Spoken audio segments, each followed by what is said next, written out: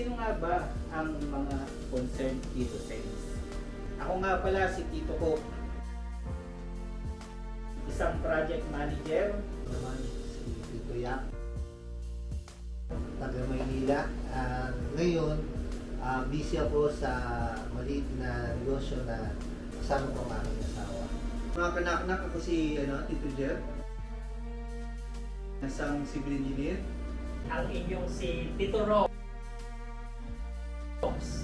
Ako isang ordinaryong empleyado sa isang bangko, isang IT specialist. Tito Donnie. Kay Tito Robs, isa rin ako empleyado sa bangko at isa namang programmer. Mga kanaknak, nakilala nyo na ang mga Tito Sense natin.